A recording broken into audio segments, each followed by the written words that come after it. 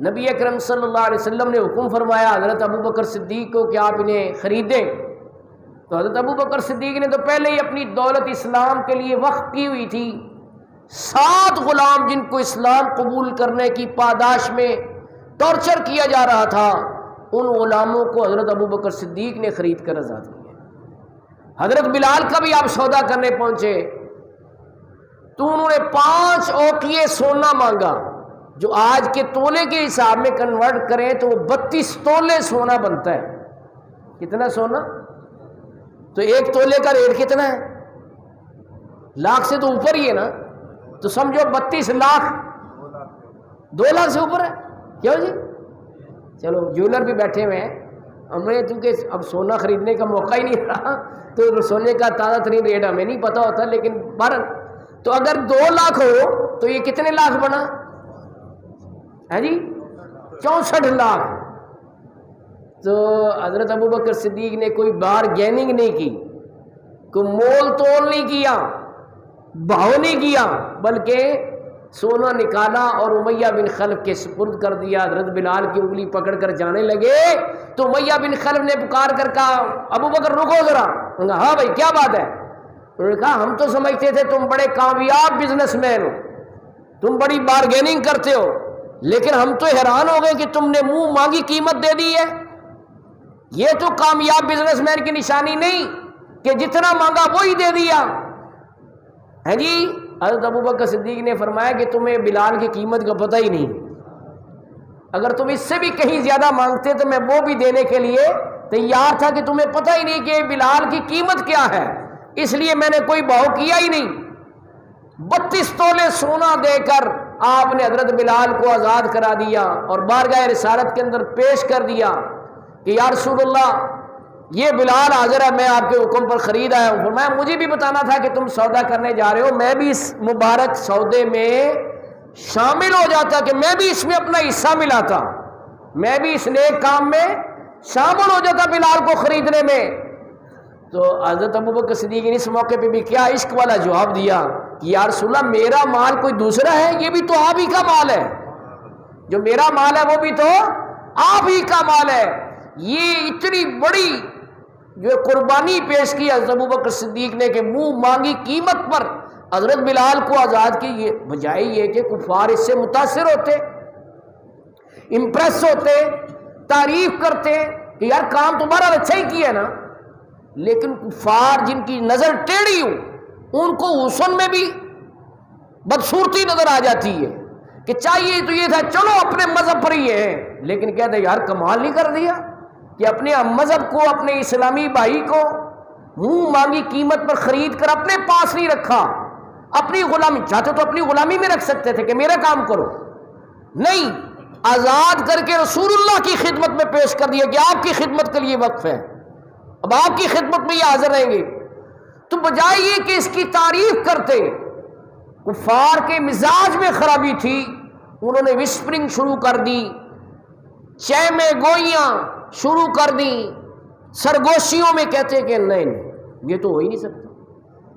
لازماً بلال نے اس پر کوئی احسان کیا تھا ابو بکر، اس احسان کا بدلہ دینے کے لیے اس نے منہ مانگی قیمت پر خرید کر اپنی خدمت میں ہی نہیں رکھا بلکہ وقف کر دی ہے، آزاد کر دی ہے۔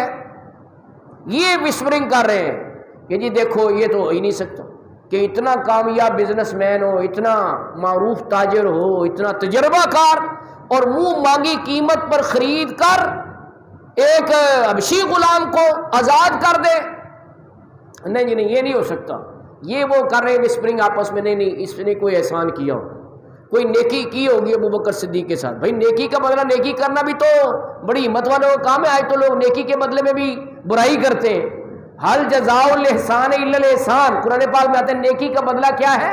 نیکی ہے، وہ بھی کوئی قسمت والا ہی کرتا ہے۔ لیکن انہوں نے جو وسپرنگ شروع کی ہوئی تھی، اللہ تعالیٰ نے 30ویں پارے کی سورۃ اللیل کی 5 آیتیں اس کے جواب میں نازل فرمائی کہ تم سمجھتے ہو ابو بکر صدیق نے کوئی نیکی کا بدلہ اتارنے کے لیے، کوئی احسان کا صلہ دینے کے لیے یہ نیکی کی ہے؟ نہیں، بلکہ اس نے ہماری رضا کے حصول کے لیے، ہماری خوشنودی کے لیے، ہمیں راضی کرنے کے لیے نیکی کی ہے۔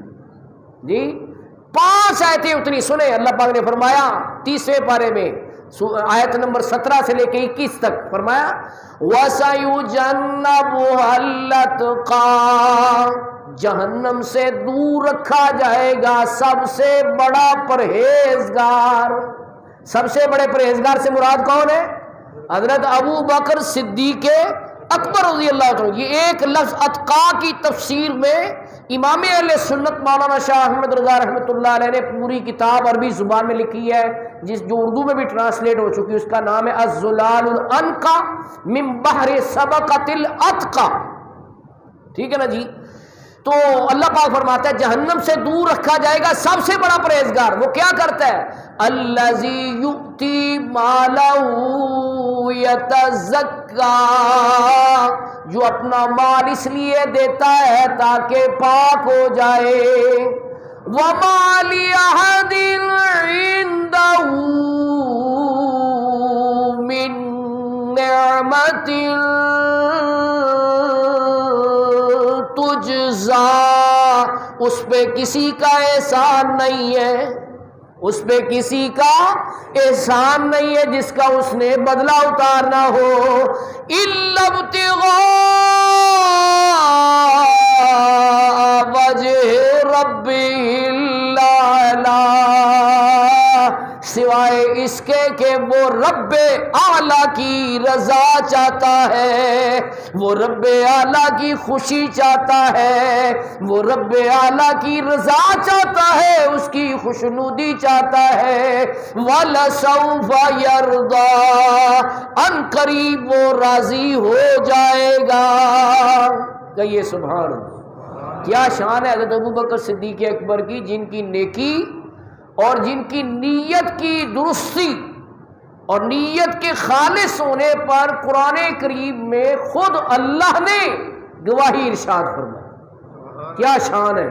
فرمایا یہ مت سمجھو اسے دنیا کے میزانوں پہ مت تولو اس نیکی کو کہ جناب وہ کسی نیکی کا بدلہ اتارنے کے لیے نیکی کر رہے تھے. ایسا نہیں ہے، بلکہ وہ اللہ تعالی کی خوشنودی کے لیے. اس سے ہمیں یہ سبق ملا کہ جب کوئی نیکی کرے، جب اللہ کے راستے میں خرچ کرے تو ریاکاری نہیں ہونی چاہیے، دکھاوا نہیں ہونا چاہیے، شہرت کا لالچ نہیں ہونا چاہیے، تعریف کی ہرس نہیں ہونی چاہیے. جیسے آج لوگ اخبار میں فوٹو چھپواتے ہیں، ایک آٹے کا تھیلا ایک بیوہ کو دے رہے، 20 بندے اس آٹے کے تھیلے کو ہاتھ لگا رہے کہ ہم بھی شامل ہیں اس کام میں. اللہ جانتا ہے اگر تم اللہ کے لیے کرتے ہو تو کیوں فوٹو لگواتے ہو، اور کیوں غریبوں کی مزید تذلیل کرتے ہو، کیوں ان کو معاشرے میں شرمندہ کرتے ہو اس طرح سے سب کے سامنے آٹے کی بوریاں دے کر. تو ہر طور اللہ تعالیٰ سمجھنے کی توفیق دے کہ جب اس کی راہ میں خرچ کرے تو تعریف اور نام و نمود کی، شہرت کی خواہش نہ رکھے. ہاں اگر کوئی اللہ کا خود ہی چرچا کرا دے کسی ذریعے سے، اس کے دل میں خواہش نہ ہو تو اس میں کوئی حرج نہیں ہے. بات ہو رہی تھی حضرت بلال رضی اللہ تعالیٰ عنہ، ان کو حضرت ابو بکر صدیق نے خرید کر آزاد کر دیا.